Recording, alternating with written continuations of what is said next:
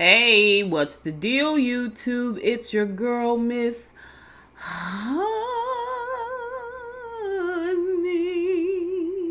Welcome back to the channel. Welcome back. You guys, we are here for our fourth installment of Our Kind of People, which airs on Fox every Tuesday night. You guys know I come in on Wednesday with my reviews. Today's episode, or last night's episode, was entitled Crabs in a Gold-Plated Barrel. It's so weird because it looks like Angela is the one that dropped the title in some of the dialogue. Last week it was hot links and red drinks, which meant nothing. It's like a zinger, a one-liner, or whatever. Since we're always getting arguments from Angela and her sister, so let's get the episode started. We're going to start out with Angela today. Last week, I was giving you guys Black Elegance, and this week I'm giving you Tokyo Tony. So, forgive me, darlings. It does not mean that I don't love you, okay? But you're still going to get full drama from our latest Black soap opera. Okay, so like I said, we're going to start out with Angela this week. Basically, we start where we left off last week, which was her sitting in the prison visiting room talking to Nikki's father, who lets us know Nikki didn't need a father for 17 years. What is you doing here? If you see my Queen Sugar review, then you know that one of my subbies let me know that the same individual that plays Dominic on Queen Sugar, the Nova love interest, is also the guy who's playing Nikki's father here in Our Kind of People. Anyway, it's not that he didn't want to be in her life, but evidently at the time that she was born, he did some things and was sent away to prison, or accused of some things and sent away to prison, either way. And we did learn also that although Angela didn't keep up with him and he wasn't allowed to necessarily contact Nikki, and she didn't bring Nikki for visits, that Mama Eve, Angela's mama, was sending him pictures of Nikki every month. And she's like, well, I think it's time that you get back in her life. He was like, well, I wanted to be in her life, but you didn't want me to be in her life. That's because you did this crime and got yourself sent here. And he was like, I forget what he said. Something about she pushed him away. You pushed me away. You told me you didn't need me. You didn't need me to be in her life. And so she gets confronted with this truth, with this mirror to the face, and she gets up and she tries to storm off. And he grabs her arm and he gives her a little razzmatazz rap and rhyme. You know what I'm saying? I'm sorry, Miss Jackson, but I am for real. Okay? I'm sorry, Miss Jackson. I never meant to make your daughter cry. Okay? I am for real.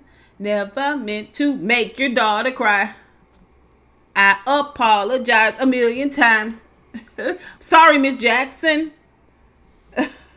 It was a different kind of rhyme about checks and recs and effects and necks and the state and all of that. It was like a hardcore type rhyme about how the state got his foot on their foot on his neck, on his back, and checks, and then recs and effects. It was something like that. It was a lot more hardcore, but basically it was he quotes a rap song. Later on, we get to see the same dude with a cell phone in prison, which was no big whoop. We know by now that they have cell phones in prison.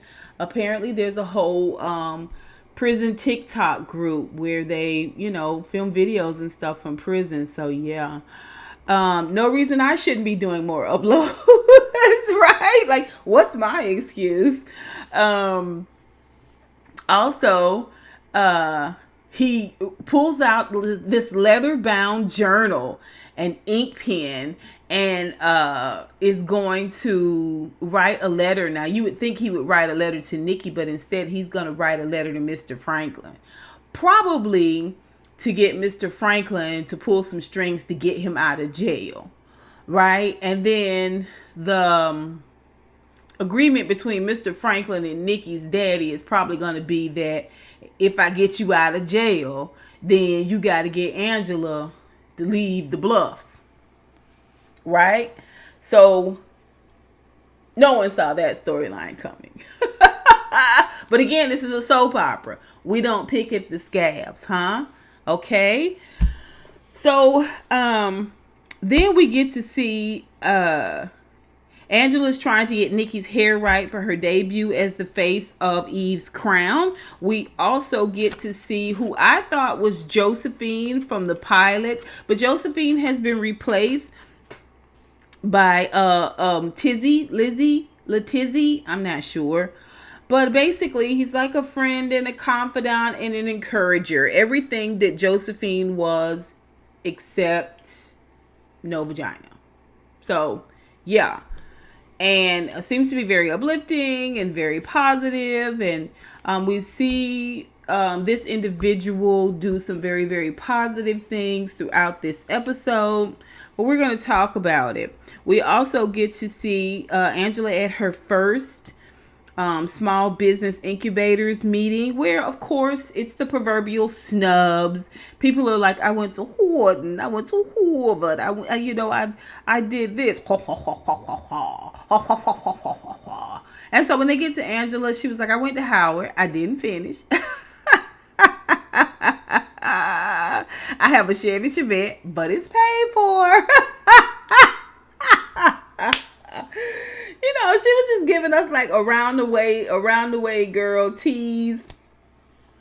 But she is really, really great at selling her business. She's in selling this brand that she has regarding her business. Now, Leah, who has been Trumpetized, meaning every chance her father gets to poison her mind against Angela and pit them against one another. Okay, he does. Now, Angela's not talking to him. So when he sees Leah, every opportunity he gets to pit Leah against Angela, make her feel slighted and stoke those fires of jealousy and bitterness that Leah has, he does. And Leah bites every time. So Angela makes the announcement that she's doing a grand opening for her brand at her shop, or it might be the grand opening for her shop. I don't know. It was one of them. They go hand in hand, so it doesn't matter. And she, so she invited everyone there. And so Leah says, you're very behind in the program. We need your business projections and all of this other paperwork, and you need to have it for us by the end of the week. But that's the night of the prom. This is Angela. But that's the night of my grand opening. Really? No, you just tell people no problem, you'll have it. And then you go home tonight and work on that, boo. That's how that works. Okay? You don't be giving people excuses. I mean, make it happen. Listen, I digress. And Leah was like, well, yes, I know you invited us. Listen, I need to have those projections. I need them double stapled and double copied in double forms. I need you to have 15 copies. I need them collated. I need a soft copy as well as a hard copy on my desk stat. It's just like, I'm going to be a niche. I'm going to be a niche. Every time you see me. Every time you see me, I'm going to be a niche. I'm going to be a niche. Every time you see me. Every time you see me. Leah say, well, if we got beef, we're going to have beef forever. It's ridiculous, right? Meanwhile, she got her own set of situations, but I digress. we also get to see where Angela arrives home, and there's random paparazzi there. Supposedly everybody is abuzz about her being the long lost Franklin daughter. And when she gets there, there's this random paparazzi there. I mean, like literally random. Like there was like, oh. Some of the reporters were dressed in suits. Some of them were dressed a little bit more casual. There was a couple there in their bathrobes.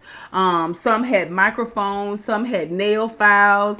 I mean, some had ink pens for microphones. It was so random. It was like this cast of characters. Like, you're gonna play reporter number one.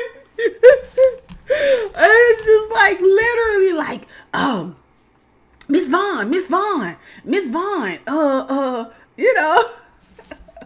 It was like a little old lady there in a shower cap and in a stroller, and she was like, Miss Vaughn, can I talk to you, please? I was like, where did we get these people from? Like, where's the uniformity? So they've taken this random picture of Nikki coming out the back gate and saying, Mom, and getting all the reporters' attention as they turn around and snap her shot. And then she's like, what are they doing here? And, you know, Angela's like, get out of here, skedaddle. I don't want you taking pictures of my daughter. You don't have permission to do that. I think you know they don't need permission to drag you and your daughter's good name.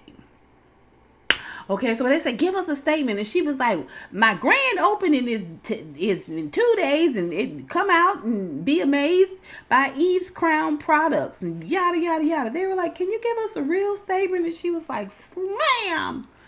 She also comes in to see Tariq taking down the cameras out of the building, out of the spot. He just put the cameras up yesterday. He taking them down today.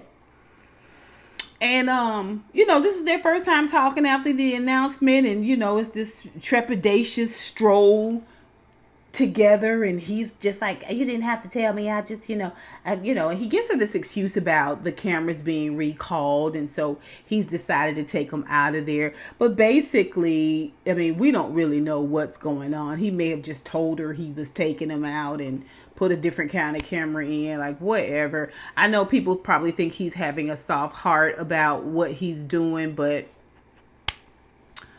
we'll see. We'll see what Lee writes up for Tariq.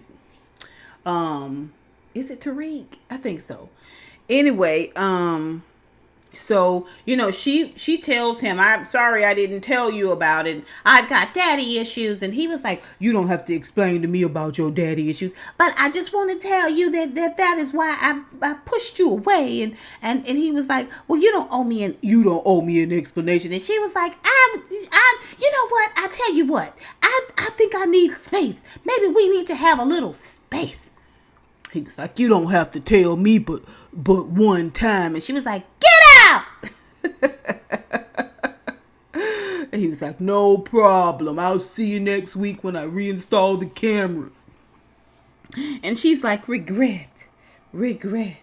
Mind you, Debbie Morgan, who plays Aunt Piggy, baby, when I tell you her body is gorgeous.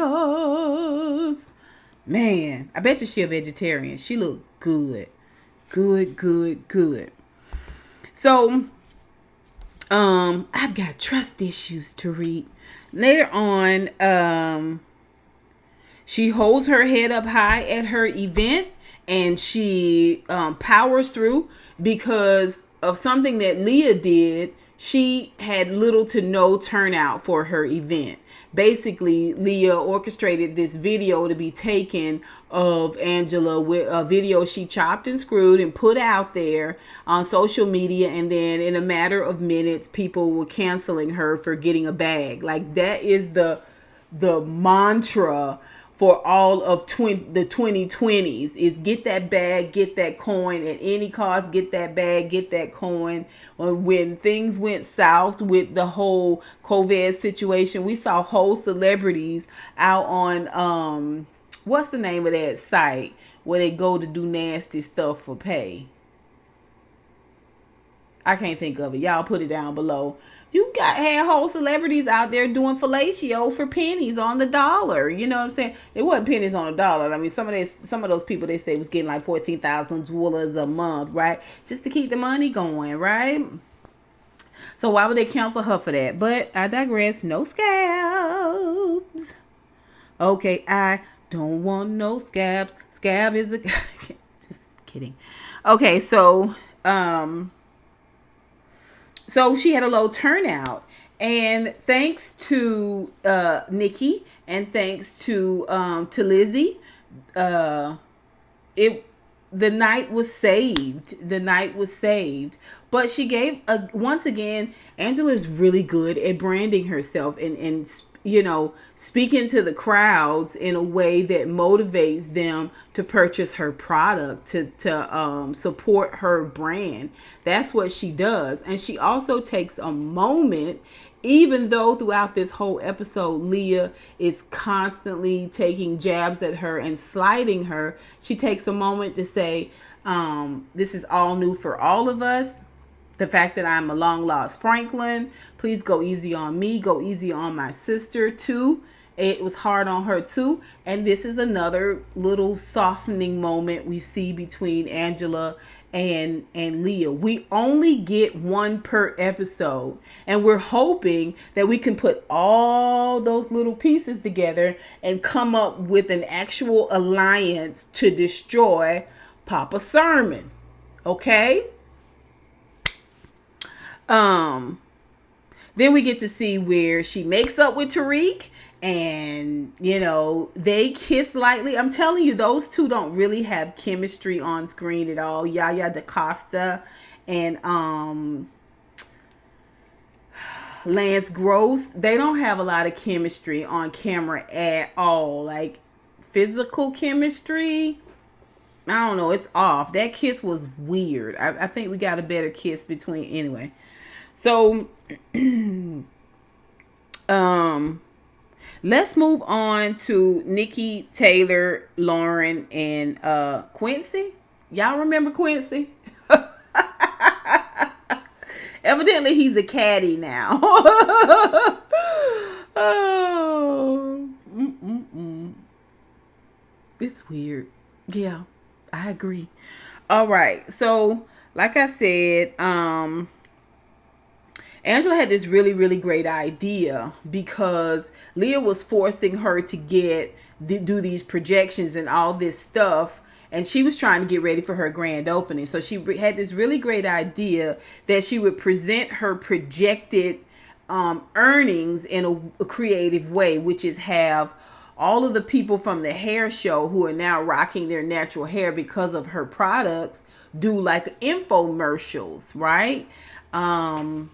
I'm not sure how that was supposed to equal out to what her projected financials were, but I mean, for a soap opera, it seemed like a really, really great idea, right? Left brain off, right brain off. Yeah, it seemed like a really great idea. So Nikki is helping with this, and she is filming Taylor, who is a beautiful, beautiful girl. Filming Taylor's natural hair story. We get to see Taylor's natural hair. It's like super, super low curly hair. And at the same time, they begin laughing and kidding. And Taylor's like, you're the ish, and you're the new it girl. And I'll be able to say, I know you win. Oh, I don't know, Taylor, you're giving me a little clout chaser, hanger honor vibe. Like, what are you doing? Anyway, they have a light tickle fight, which ends in them almost kissing. If Lauren hadn't walked in and was like, Taylor was like, Lauren. And Nikki was like, excuse me. Now, it was in her own backyard. The reason why Taylor was there. I mean, Taylor, they were getting ready for the launch. It's in her own backyard, and she excuses herself. But before she leaves, she tell Lauren, hey, cuz. I was like, oh, you so shady boots. Lauren and Taylor have a conversation. Lauren basically apologizes as well as thanks Taylor for dropping the the case against her, the charges against her. She says, I'm ready to live loud and proud and out loud. It doesn't seem like she is fully committed to that, because before she goes to kiss Taylor, she looks around a little bit like no one's watching or taking a photo of me, are they? And Taylor gives her a light kiss. It's weird. All the girl kisses in this episode were awkward. Weird. Anyway, they were just like, practice kissing your pillow type kisses. Like,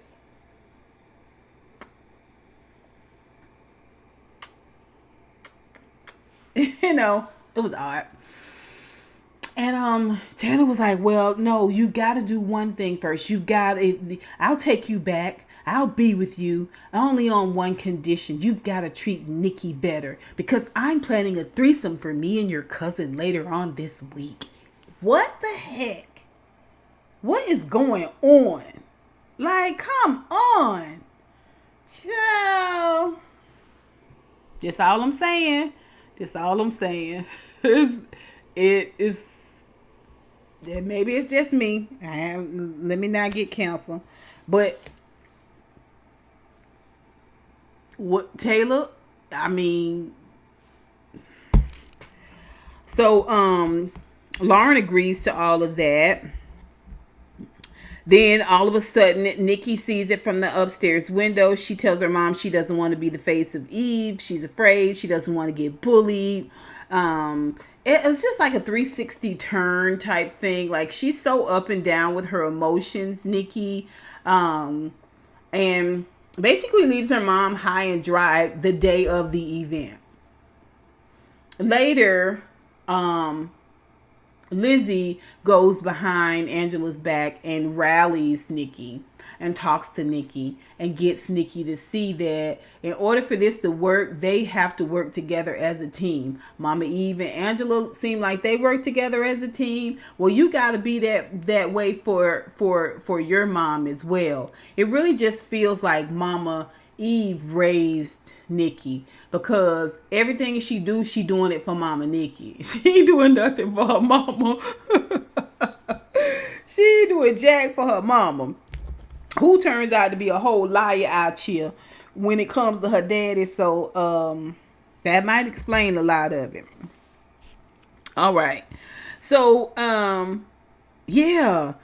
Then we get to see where later on, after Angela learns that her brand is tarnished, then Lizzie goes and she is going to rally Nikki. She does. She rallies Nikki, gets Nikki together, gets Nikki's hair together. And after Angela gives her great speech about keeping her head up, and if you're not here to support black hair and uplift black hair, then you can kindly leave. But if you here to support black hair, let's party.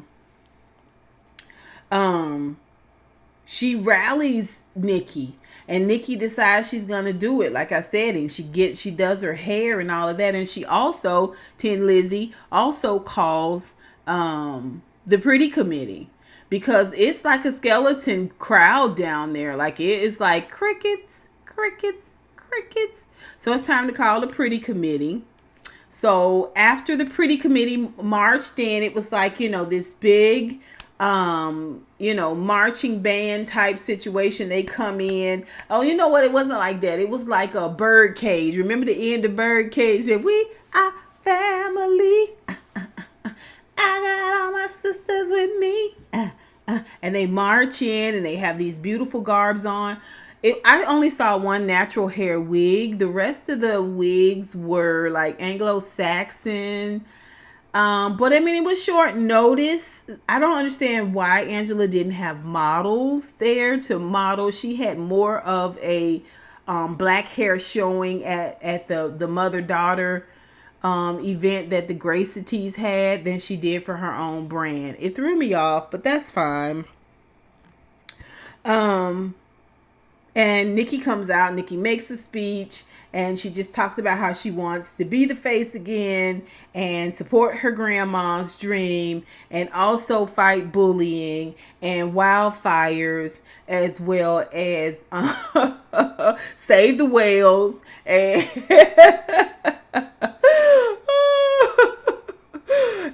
gold and the bald eagle, right? Like she had like 25 different causes in that whole situation. I was like, child, it is so forced. Later on, we get to see Taylor show up with a corsage and a set of lips for Nikki. Now they kissing. Lauren was just inside dancing with her mama. Okay, and the pretty committee. Now, Taylor is just outside the door after they're going to be a couple, her and Lauren, and she's kissing Nikki. Like, what in the heck? I mean, I just don't get it. First of all, I don't care if it's Leah or Angela. I would run that Taylor girl off. I would run it off because you're going to end up putting a wedge between two cousins. It's already, the divide is already great. But you're going to come up here and get these two girls to fight that much further. And I would run Taylor off because to me, that's kind of double-minded and it's grimy. It's grimy. It is grimy, right? Taylor, you threw yourself off of that boat. Oh, girl, I got my good eye on you.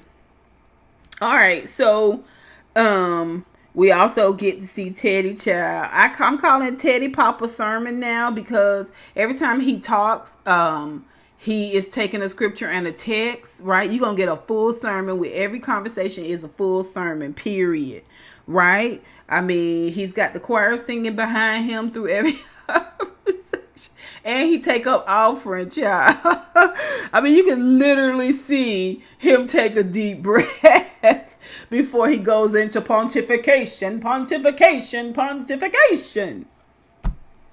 Right? He wants to buy this sports team and he's really close to making this deal, but the whole town is talking about the whole Angela situation.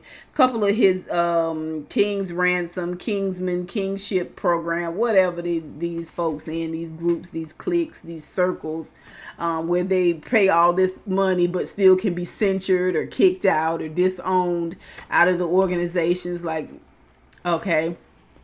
They tell him they're considering censuring him because of their, of the shame that he's brought upon the kingship or membership or QDOC. I don't know what they censoring him from. He went ahead and let them know that they was tugboats and he was a yacht. Please move along, sir. Please move along and mind your business. Get this together. Come on. Out of my way. They ain't say a word. They just drove off slowly. I was like, why didn't you just come up there with a banana cream pie and slam it in your own face and then drive off? Same thing, right? He also gets on the phone with Leah, and she's in the middle of a marriage therapy situation with Raymond. They trying to work on their relationship, and they're there with the marriage counselor, and he calls Leah. She sneaks out of the meeting. Not sneaks out, she takes it flat out and walks out, and he's just like, give me the book of Teddy, verse 1 through 25, okay? And this is where he goes into this whole thing where he is constantly browbeating Leah to get rid of Angela and don't like Angela. We need to cut Angela off at the knees. All your happiness is going to be destroyed by Angela. Angela's the reason your edges are thin. You know what I'm saying? Angela's the reason your mom is in the sanatorium. Like everything he's putting it on Angela, and he's really, really putting this in Leah's head. And she feels obligated. She feels like, well, she is a problem to the family and she is taking some of the shine off of me. So yeah, I'm going to destroy her at my father's behest. It's crazy. Later on, we see where he's finalizing the deal for the sports team. And he goes once again when he's talking to Leah, he is threatening her so that she will threaten Angela. Okay. And the dinner that he's going to have for the sports team that he's buying, the people that own the sports team, is going to be that night.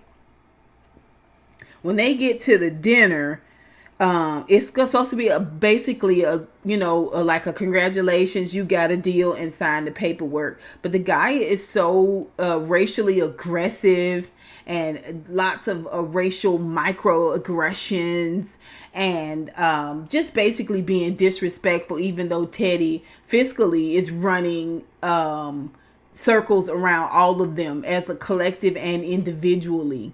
Like he's doubling, tripling what their quarterly earnings are. He's killing it, like killing it.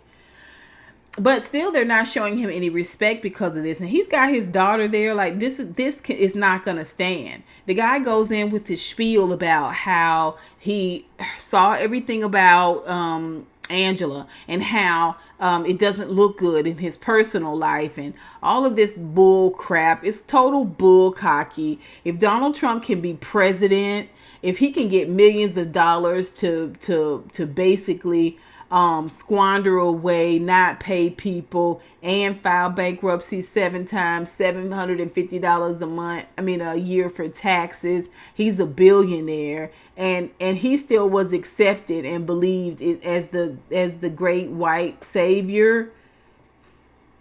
Teddy can buy a sports team. I don't see the problem.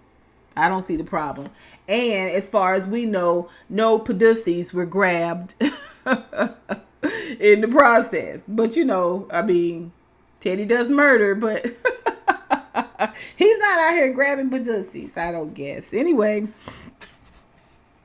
so we're not gonna be able to do the deal with you. So you want to humiliate me, and you're gonna sit here and eat this 5-star dinner.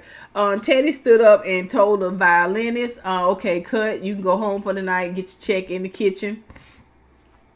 Call the wait staff over. They come over and take these steaks and lobsters and crab claws and shrimps, butterfly shrimps, and loaded baked potatoes and full Caesar salads and wine, okay, and cool, refreshing ice water off the table. You won't sit here and eat on my dime, because me and my daughter about to storm out of here after I read you after I preach my sermon from the book of Teddy, chapter 9, verses 6 through 65. Okay, thou shalt not try to disgrace me and bring me down a notch. Okay, thou shalt not try to put me down and put my race down. Okay, screw you and the horse you rode in on. The end. He and Leah, he put his hand out, Leah put her hand in his, and they walk out, right? I was like, when y'all get home, there's going to be horses' heads in your bed. Just FYI. Because from what I gather, Teddy don't play, okay? He got bodies, bird everywhere. Mind you, he wants to name the stadium after his brother, who was like a civil rights activist, or what do you call it? An activist, right? A black activist. And the guy, that was the straw that broke the camel back, when the guy made a quip about, you want to name the stadium after a Black Panther. Oh, it's a mess. So we see where Teddy then pulls aside the head of the Saltines, the guy that was doing all the microaggressions, and basically smushes his face in his own poop and tells him, hey, listen, keep your little Simple Simon team. I'm gonna get another team to, I forget what they call them, like this team that he has is a pro league team. Teddy's gonna get this, like this minor league team to play in the stadium. Also, you got all the food contracts for the stadium correct. It's time for it to be renewed, correct? And he was like, the head Saltine was like, yeah, but we're working on that. Bids are in. He was like, here's the thing. I have Darman Foods under my belt. They are getting all of the food vendor contracts, and here are the new cups. As you can see, it has my name all over it. The guy is like, what just happened here? What just happened here? And Leah was like, oh, we're done with you. You're dismissed. Bye-bye. Then he and Leah have this conversation where he slightly apologizes for degrading her as well as pushing her as hard as he does. Leah's having issues with Raymond because Raymond is pushing her to stand up to her dad more and not be such a daddy's little girl, and always taking her dad's side over Raymond. Which Leah's like, who, me? I'm not doing that. And leave Darman alone. Just stop bothering it, which she knows he's not gonna do. And by the way, it's Darman Foods. He finally tells her that he has Parkinson's, and she's like, Daddy, why don't you let me in? Why don't you let me help you? He was like, because I'm not going quietly into the sweet, sweet night.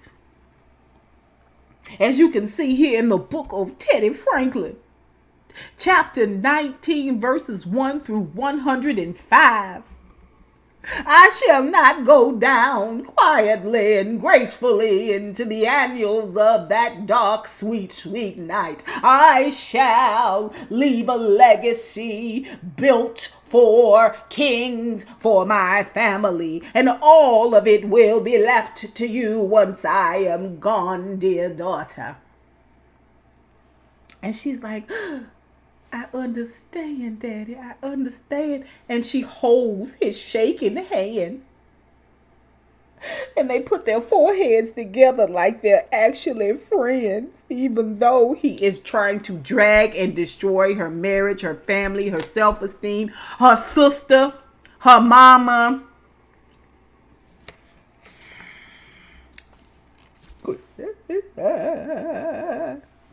Okay. So, lastly, we are going to talk about Leah and Raymond. Listen, they had the marriage counselor, okay? And his greatest complaint is the fact that she always takes her dad's side. She is working against him with her dad and doesn't bring him in on it. It's not like she's helping him out. Be in spite of her dad, she's taking his dad's side. If his dad is holding that company, she's seconding it. If her dad is locking the financials so that he can't even get the money, the capital up to pay back the buyout, because his investor wants to see the financials before he makes this large cash investment. Well, Raymond can't get that because he's locked out. Leah sits in his face and lies and tells him maybe it's an accounting issue. But Raymond knows she covering for his dad. And Raymond also knows that the business that he built that was bought out from underneath him is extremely lucrative. He wants it back. He wants it back. And the more he wants it back, the least likely it is that Teddy gives it to him. And Leah basically co-signs all of that. She's her daddy's little lap dog. We also get to see Leah taking tennis lessons from Tariq, where he looks like their dude boy, but he does have a lot of pushback about, why they're doing this to her. And it was the same thing that they kind of did to him when they were in boarding school together. How she would, bully him and talk down to him and make sure the whole boarding school knew that he wasn't, he didn't come for money like that. And she lightly apologizes, but she reminds him, while you taking up for Angela, you better make sure you know where your loyalties lie. It's a slippery slope for Tariq, but I don't feel no ways tired, no ways sad for Tariq at all. Okay, with your dark, luscious areolas. Let me just ask you a quick question before we go any further. Raymond, is he just a muck up? Is he a snake oil salesman? Is he incompetent? Is he just another pretty set of areolas? Like, where is your money? Why is you out here tap dancing for influx of cash? What is going on with your family's income? Why haven't we talked about that yet? Like, he doesn't have any capital of his own. Like, can't you sell properties or something? I mean, okay, y'all been the DuPonts for many, many years. I don't. Where the money at, Raymond? That's what I'm saying. Is he a muck up or just another pretty set of areolas? Like, what gives with Raymond? I'm just trying to figure out where he is there, because we know Leah's supposed to be our villain. We know that our antagonist, protect one of them. We know that Angela's supposed to be our hero, our heroine. You know, she's supposed to rise from the ashes, that type of thing. Teddy is our ultimate villain. You know, he's the villain's villain. You know, he's the villain that the villains are afraid of, right? But what gives with Raymond? Like, what's his deal? It's odd. But he does continue to take a firm hand with Leah. A firm hand. He is clear about the fact that he knows that she is lying and that she is working on her dad's behalf and working against him and his best interest as it pertains to Diamond. He doesn't like it. He's not going to have it, and he makes that extremely, extremely clear. He confronts her about the financial reports. She lies. We also get to see where Angela once again storms in, and her and Leah kind of have it out a little bit about the video post that she posted discrediting Angela. And also they have, Leah is so mean, which is how she got her car keyed to a gospel, a Negro spiritual last week. She tells Angela, child, she is a rotten apple from a poisonous tree. Ooh, she talking about you and your mama. She talking about you and your mama. Huh? I'm surprised she didn't call you Nikki, old black-hearted seedling. And they give Angela Leah all the best, shady dialogue. And they give Angela like these one-liner zingers, you know what I mean? She comes in and takes your kneecaps out, right? Well, listen, this thing between Raymond and Teddy, as it pertains to Leah, is a very serious thing. Because after Leah leaves from with her daddy, getting the head saltine in all together and sending him on his merry way, she's at home running a tub of warm water, and she wants to know what time he gonna be home so they can spend some time together. Because he was like, "You met with your dad?" She was like, "Yeah." Well, what is it? What happened? Like, what happened in the meeting? She was like, "Oh, nothing much. We basically got this minor league team, and we're not gonna worry about it." He was like, "Anything else?" She was like, No, not that I can recall. I mean, it's a stadium. He's going to find out as soon as he gets his first beer there that his company's name is on it. His company is earning money that's going in Franklin's pocket and not his. It's not making money for him. It's making money for Franklin. He's going to find out. And he knows already. He tells her he's not coming home because he's over in New York. Oh, in New York, yeah, I've got some things I'm looking at in terms of yada, yada, yada, and blah, blah, blah. And she's like, "Oh, well, I guess I'll see you to click." So he's in New York to punish Leah by removing his lavish areolas and hanging up on her. And he's in meeting with his ex-wife. Apparently, it's Sherelle's World from YouTube. Who also happens to be a financial reporter. She's the best in the game, and she's the only one he trusts outside the family. And he wants her to dig all the dirt on Teddy Franklin. "I'm gonna take Teddy Franklin down." And the episode goes off. I was like, child, you're gonna be number one suspect when Teddy ends up missing and presumed murdered and dead. you're going to be the first one they bring up, sir. But that's the episode, y'all. Tell me what you think. Not as much excitement as we had last week, but I have been up since 2 a.m. So please forgive me for coming to you looking like old washed up Tokyo Tony, child. Y'all tell me what y'all think of this episode. Put it down below. And until next time, honeybees, I'll holla.